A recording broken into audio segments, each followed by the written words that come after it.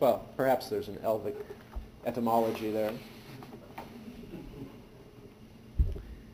The wise ones was what Istari meant, these 5 wizards. They were apparently a representation of the Maya, the spirits, come to mortal form. But they were clearly mortal. They had human emotions. They had great power, but they also had limitations. And they had come to stand in a battle of light and dark. The lineage of the Maiar was also represented in Middle-earth. This spiritual, shall we say, lineage was also represented in Middle-earth by the Dark Lord himself. Sauron himself was a Maiar. You see, the spirit that was intrinsically, the root of Gandalf, the wizard, was the same spirit force in the evil. It was the same spirit force in the good.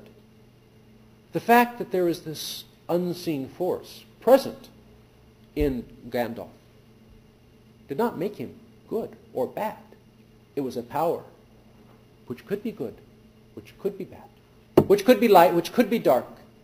And the wizard walked that razor course between the two, trying to stay in balance. A complexio oppositor, a complex of opposites, dualities. The wizard walked that road with both natures consciously present. And of course, this Gandalf, this Grey Wanderer, became a guide. V.A.V. Guide to the Middle-earth. Like Merlin, he was a prophet of a quest. Oh, the quest existed, perhaps before him. The quest perhaps always existed. From the very foundation, it existed. But he was here to announce it, to help on the journey. Gandalf was mortal and apparently immortal. The signal image I have of Gandalf, and I think many of us have, comes at the bridge of Caradum, where the Balrog comes up out of the darkness. That Balrog, that force of darkness, that too is a child, a manifestation of the Maiar, the primal spiritual force. And there,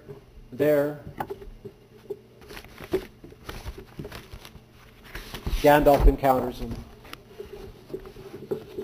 "Look ahead," called Gandalf. "The bridge is near.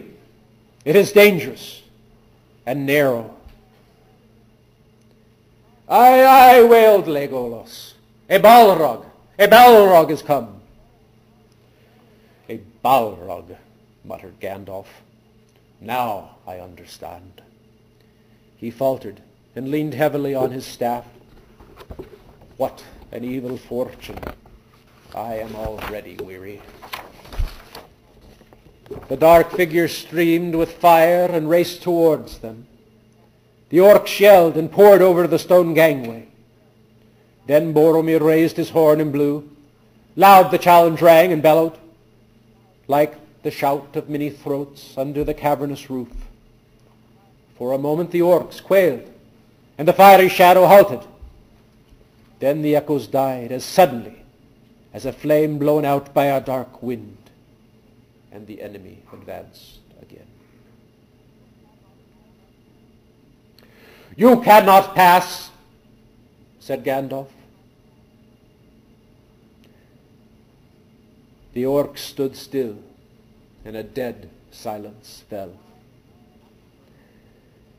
"I am a servant of the secret fire, wielder of the sword of Anor. You cannot pass. The dark fire will not avail you. Flame of Udun, go back to the shadows. You cannot pass." light and dark in confrontation. The Balrog is struck and severed by the sword of Gandalf. But in its fall back into the darkness, it enwraps his leg in a strand of its whip and pulls him into the darkness with it. This wizard, it seems, this grey one, must descend to the very depths of darkness, the very depths of the duality from which he himself was formed, before he can return as Gandalf the White and aid ultimately in the battle that will end the third age of Middle-earth. And so let me summarize. The wizard archetype. Two old and new and perhaps timeless legends of the wizard. What he is in our imagination is perhaps summarized in the name by which we call him. Again, Wide vision.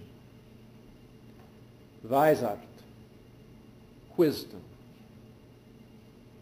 Wijsheid, guide. Wijsheid, seer. Vision, wisdom. Seer, guide. His nature is a mix. It's a complexio oppositorum. He's born of forces light and dark, forces immortal and mortal. He has within him the potential of good and evil. He lives in time and beyond time. He announces or brings into focus a quest, a task of supreme importance. It involves an object of great potential and great power.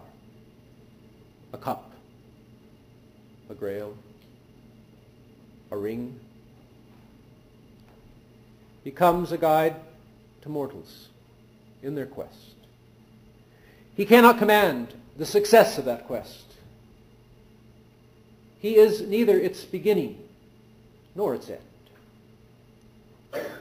but a grey wayfarer met by men in need and women in need in a dark forest on a very difficult path. The word become image in the legend of our people. The question we ask is, well, does this word become flesh? Can any human touch this archetype? Of course, in a sense, no. None of us carry magic wands. Well, if any of you do, would you? Oh, okay. Well, let me talk with you later, please. Anyway, though we would wish to, oh Lord, would we wish to, when the Balrogs come up out of our own depth, would not any one of us wish to have that staff and that sword? And then again, maybe in a different sense we do, if only we knew. And maybe indeed the purpose of the wizard is not to make fireworks for the entertainment of the Shire. Spectacular special effects. Perhaps he comes. Perhaps he comes as a guide. Wise, wisdom, and vision. To show us a way through the forest. Perhaps we might meet him on a ferry, unexpectedly, crossing a great and deep water, standing at its prow, wind in his hair, his eyes fixed upon unfathomable depths, perhaps. And so I invite you to come with me over a few more weeks as we attempt to draw a portrait of a 20th century wizard, a man we know as Carl Gustav Jung. Thank you.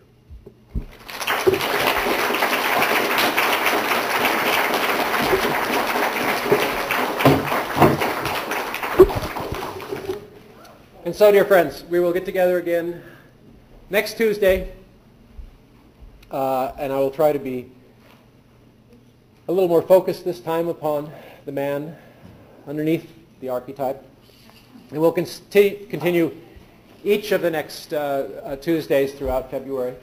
And you're welcome to come and bring many, many other friends, hobbits, elves, dwarves, whoever they be welcome.